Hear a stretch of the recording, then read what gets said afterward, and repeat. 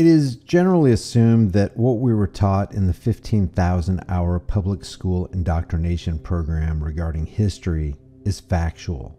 For the most part, we were trained not to question what we were taught, but to listen, study, believe, and regurgitate in order to pass their exams. The cycle is repeated until what is believed became a fact in our minds. Instead of investigating further, generations of Americans simply echo the things they've been taught. One of the things Americans were taught and continue to regurgitate is that the Civil War was primarily fought over the moral issue of slavery. Even though the Civil War profoundly shaped the United States as we know it today, it remains one of the most misunderstood events in American history. A big misconception is that Lincoln freed the slaves and made slavery illegal. The Emancipation Proclamation, though, only freed the slaves in the areas that were in rebellion as a military move, and the 13th Amendment made slavery legal for the federal government if a crime is committed. Lincoln made several racist quotes throughout his life, maintaining that his race was superior to blacks, and he was also in favor of exporting the freed slaves to anywhere but America.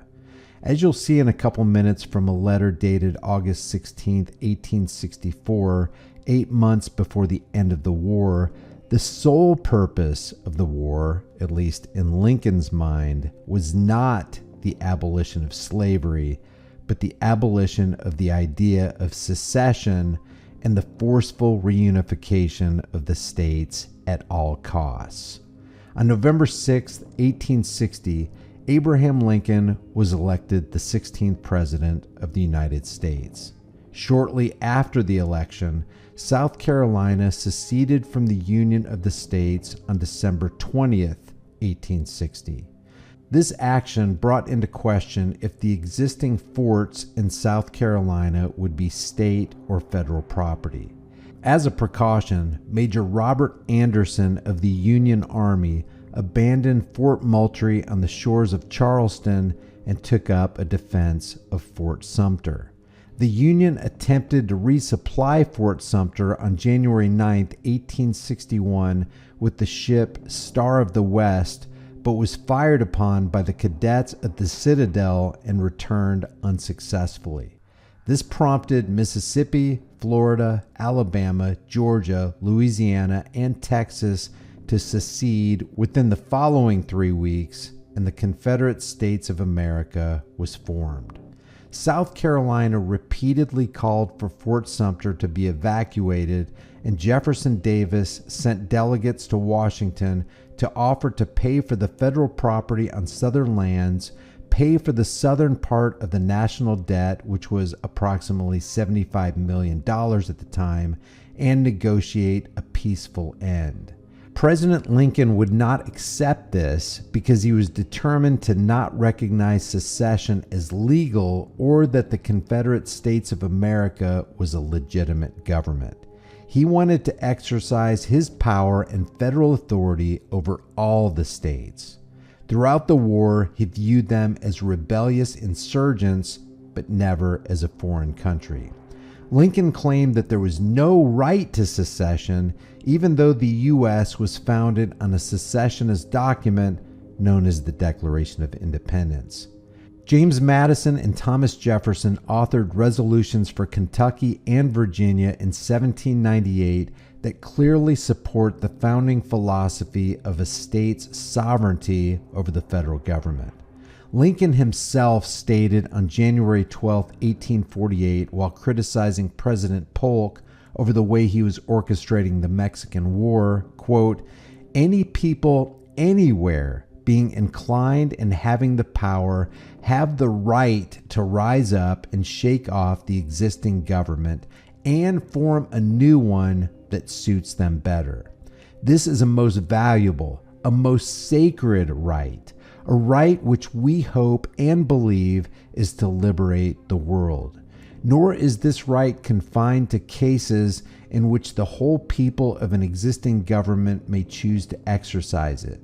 Any portion of such people that can may revolutionize and make their own of so much of the territory as they inhabit.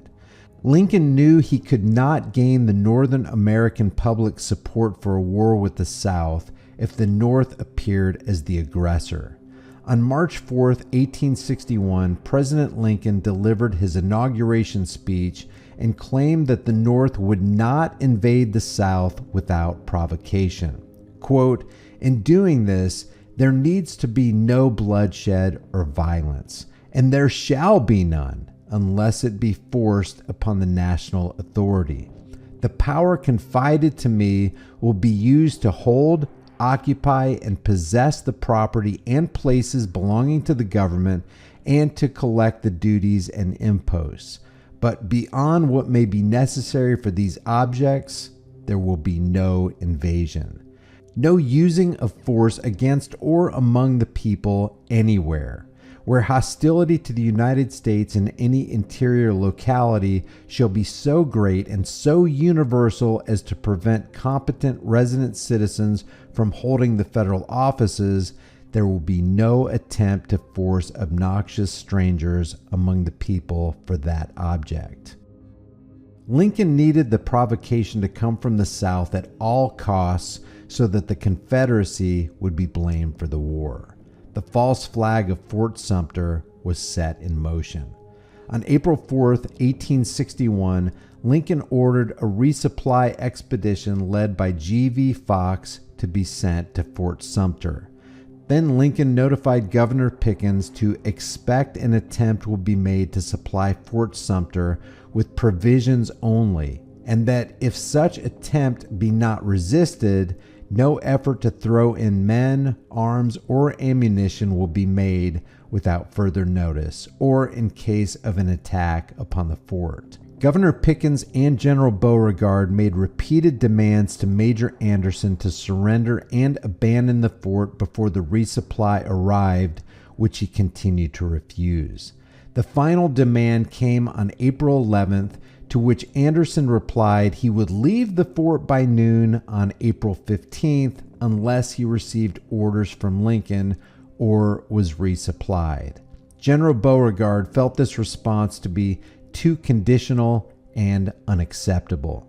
They gave the fort a 1-hour notice and then began shelling with the opening shots of the Civil War. In this letter to G.V. Fox, Lincoln displays his intent to draw the South into the war and appear to have the moral high ground with the Northern Americans who were, at the time, opposed to the idea of war with the South.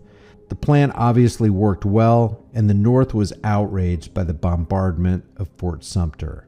A long, bloody civil war followed. A few Northern newspapers noted the deception. The Buffalo Daily Courier wrote on April 16, 1861 that, quote, "The affair at Fort Sumter has been planned as a means by which the war feeling at the North should be intensified."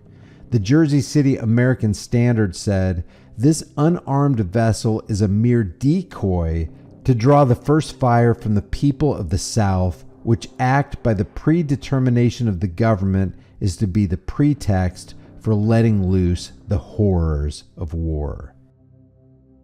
To demonstrate that the war was absolutely not about the abolition of slavery, but about bringing the Southern states under tyrannical federal control, I present this August 16, 1864 interview with President Lincoln by 5th Judicial Circuit Judge John T. Mills, who wrote a report of the remarks of the president to the consequences which would follow the adoption of the war policy urged by the friends of General McClellan.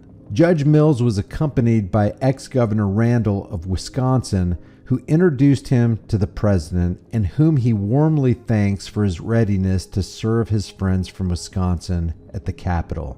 They found the president at the Soldiers' Retreat, a building not imposing in size, half hidden in foliage, and the grounds tastefully laid out. The governor asked of a man in waiting if the president had arrived. "Yes," was the reply. We entered a neat, plainly furnished room. A marble table was in the center. Directly appeared from an adjoining apartment a tall, gaunt-looking figure, shoulders inclined forward, his gait astride, rapid and shuffling, ample understandings with large slippers, and Briarean arms, with a face radiant with intelligence and humor. The governor addressed him. "Mr. President, this is my friend and your friend, Mr. Mills from Wisconsin. I am glad to see my friends from Wisconsin. They are the hearty friends of the Union. I could not leave the city, Mr. President, without hearing words of cheer from your lips. Upon you as the representative of the loyal people depend, as we believe, the existence of our government and the future of America." This introduced political topics. "Mr. President," said Governor Randall, "why can't you seek seclusion and play hermit for a fortnight? It would reinvigorate you." "Aye," said the president, 2 or 3 weeks would do me no good. I cannot fly from my thoughts. My solicitude for this great country follows me wherever I go. I don't think it is personal vanity or ambition, though I am not free from these infirmities, but I cannot but feel that the weal or woe of this great nation will be decided in November. There is no program offered by any wing of the Democratic Party but that must result in the permanent destruction of the Union." "But, Mr. President, General McClellan is in favor of crushing out the rebellion by force. He will be the Chicago candidate." "Sir," said the president, "the slightest knowledge of arithmetic will prove to any man that the rebel armies cannot be destroyed with democratic strategy. It would sacrifice all the white men of the North to do it.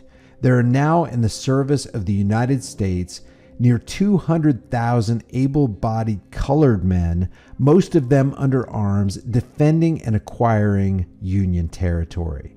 The Democratic strategy demands that these forces be disbanded and that the masters be conciliated by restoring them to slavery.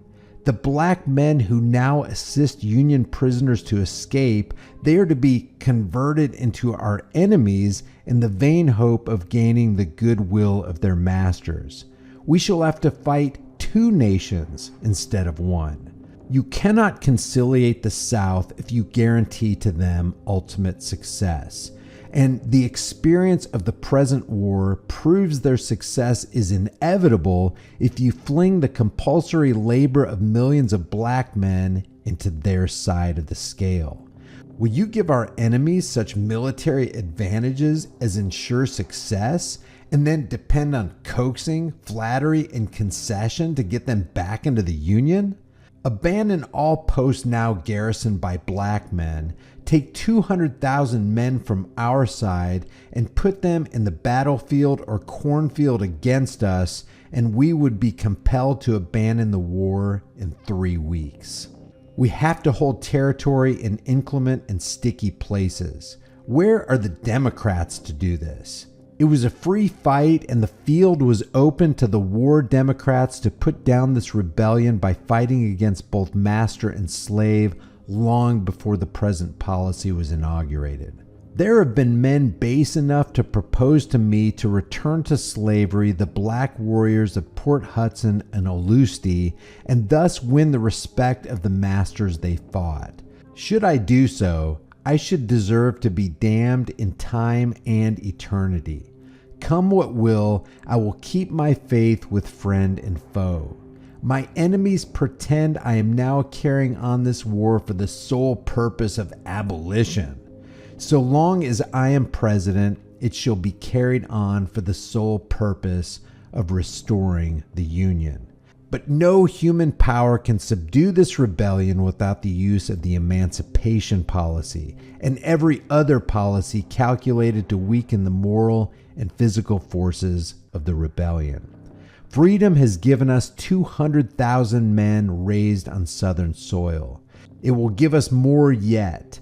Just so much it has subtracted from the enemy, and instead of alienating the South, there are now evidences of a fraternal feeling growing up between our men and the rank and file of the rebel soldiers.